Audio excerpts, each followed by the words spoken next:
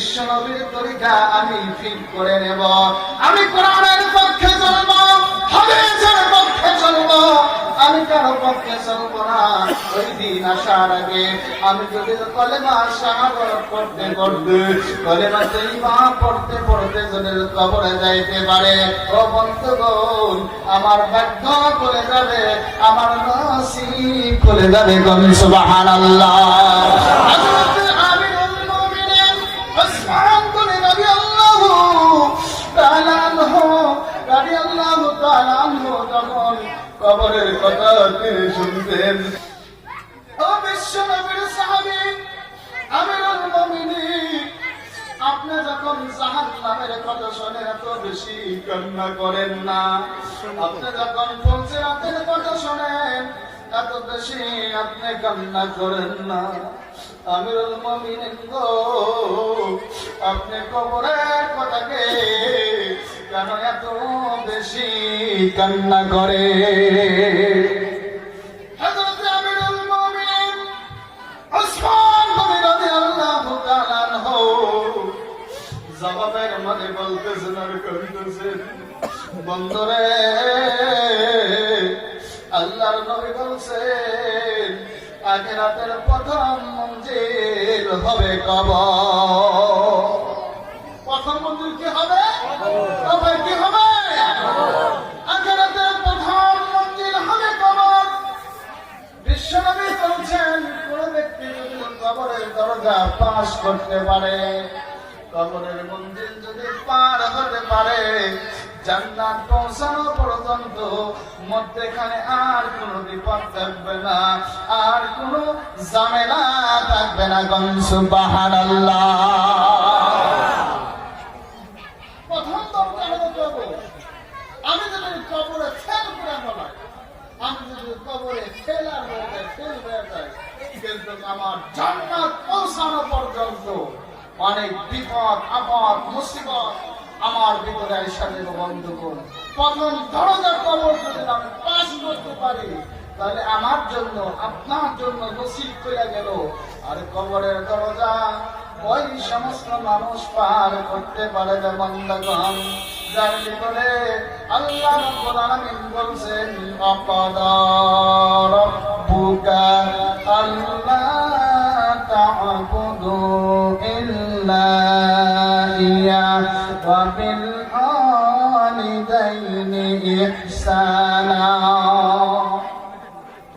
আল্লাহ রাব্বুল আলামিন বলছেন একমাত্র আমি আল্লাহর ইবাদত করো, আর কারো তোমরা ইবাদত করবে না।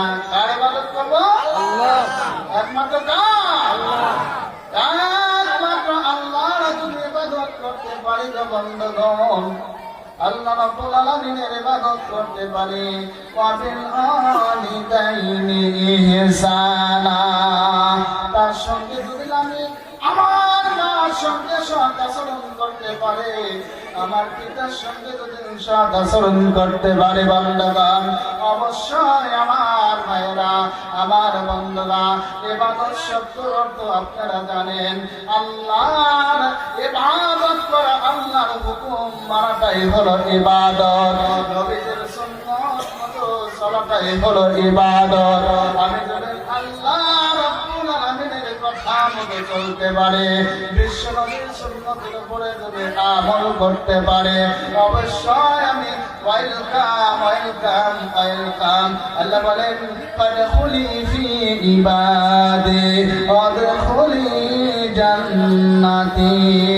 যে সমস্ত মানুষ আমি আল্লাহর ইবাদত করব, আমি আল্লাহ রাব্বুল আলামিনের ইবাদত করব, ওয়াদখুলি জান্নাতি, আমি ওই সমস্ত মানুষকে আল্লাহ জান্নাতে দেব। একটু চিৎকার করে বলে সুবহানাল্লাহ। ওই সমস্ত মানুষ আল্লাহ জান্নাতে পৌঁছতে পারবে যে সমস্ত মানুষ আল্লাহর ইবাদত করে। বন্ধুগণ, কালেকশনের সভা, বক্তা স্টেজে এসে গেছে। আর এই সমস্ত যারা সময়কে দাম দিতে পারে না, আমরা বক্তা সভা করি, বক্তা স্টেজে বসে ওয়াজ করা ঠিক না। ইতিমধ্যে আয়সা গেছেন, আর কালেকশনের দিকে লক্ষ্য রাখা লাগবে। কিছু টাচ আপনাদেরকে দিয়ে দিচ্ছি, কিয়ামতের দিন ধরা পড়বে কারো বাড়িতে এমন কোন মানুষ নাই সাহাবায়ে কেরাম বিশ্ব নবীর কাঠের ভিতরে পাথর বাঁধা থাকছে। হযরত আবু হুরায়রার মতো মানুষ আল্লাহর নবী দরবারে যাইতেছিল গো, পেটে বড় খিদা, পেটে বড় যন্ত্রণা নিয়ে যাইতেছিল। আবু হুরায়রা নবীর দরবার পাওয়ার আগে গো ঘাস হয়ে জমিনের ভিতরে আবু হুরায়রা পড়ে গেছে। সাহাবায়ে কেরাম দৌড়ে এসে আবু হুরায়রা গাড়ির মধ্যে যখন পাড়ানো শুরু করলো, আবু হুরায়রাকে রাতে পাড়াইতেছে। আবু হুরায়রা বলতেছে, আমি বলবো গো আমার কোন মৃত্যু বেমার নাই। আরবের পন্থা ছিল মৃত্যু বেমার উঠে গাড়ির মধ্যে পাড়ায় বন্ধগণ। আবু হুরায়রা বলতেছে, আমি বলবো আমার বলার শক্তি আসতেছে না, আমি কথাটা বলতে পারতেছি না। আমাকে আরবের সাহাবীরা মক্কার সাহাবীরা গাড়ির মধ্যে পাঠাইতেছে। আমি আসলে মৃত্যু বেমারের জন্য আমি কাঁপতেছি না, আমার পেটে প্রচন্ড ক্ষুধা, আমি ক্ষুধার যন্ত্রণায় কাঁদতেছি। আর কাঁদতে কাঁদতে কাঁদতে কাঁদতে নবীর দরবারে যাওয়ার আগে আমি অ্যাক্সিডেন্ট হয়ে পড়ে গেছি। আল্লাহ রাব্বুল আলামিনের নবী এসে আবু হুরায়রাকে নিয়ে গেল, আর নবীকে জড়িয়ে ধরে বলল, হুজুর গো পেটে যতই খিদা থাকুক না কেন, আপনার চেহারা দেখার সঙ্গে সঙ্গে পেটের খিদা নিবারণ হয়ে গেল। জোরে গান সুবহানাল্লাহ। আপনার চেহারা দেখার জন্য, আপনাকে দেখার জন্য আমি কোটি কোটি পায়ে আসতেছিলাম, আপনার কাছে আসতেছিলাম, পৌঁছানোর আগে আমি পড়ে গেলাম। ও বন্ধুগণ, এমন মানুষ আজকাল এই ময়দানে নাই যে 3 দিন পর্যন্ত বাড়িতে আগুন জ্বলে না, 3 দিন পর্যন্ত খানার অনাহারে আছি, এমন মানুষ পর্যন্ত নাই।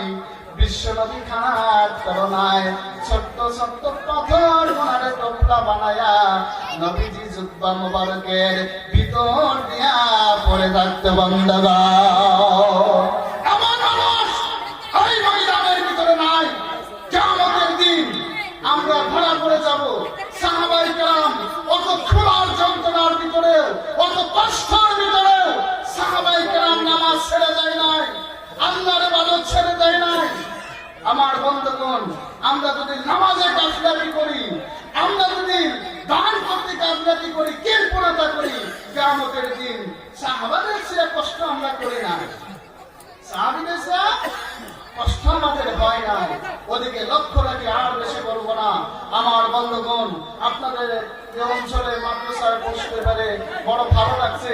যে মাদ্রাসা হযরত হুসাইন আহমদ মাদানী রাহমাতুল্লাহ আলাইহির হাতে, একজন বুজুর্গের হাতে হয়েছে, এত বড় একজন বুজুর্গের হাতে মাদ্রাসা হয়েছে, সেই মাদ্রাসাতে বসতে পেরেছি আমার মতো গুনাহগার। আল্লাহ শুকরিয়া, আলহামদুলিল্লাহ। খুব ভালো লাগছে আপনাদের এখানে পরিবেশে। কিন্তু যাহা কিছু বললাম, উসা নিসা যা কিছু বলছে, আপনাদের ছেলে হিসাবে, আপনাদের ছোট ভাই হিসাবে আমার জন্য দোয়া করবেন। পৃথিবীতে চলতে গেলে যতটুকু এলেমের প্রয়োজন, কণ্ঠ সুরের প্রয়োজন, হেলেমের প্রয়োজন, আল্লাহ তাআলা যাতে গায়ের থেকে দান করে সকলেই বলে আমিন। একটু জোরে বলি ভাই আমিন। সমস্ত শ্রোতাদের জন্য বিশাল এই জলসার সকল শ্রোতাদের জন্য সমঙ্গল কামনা করে আমার তিক্ত ভাষার বক্তব্য এখানে আমি শেষ করছি। আসসালামু আলাইকুম ওয়া রাহমাতুল্লাহ।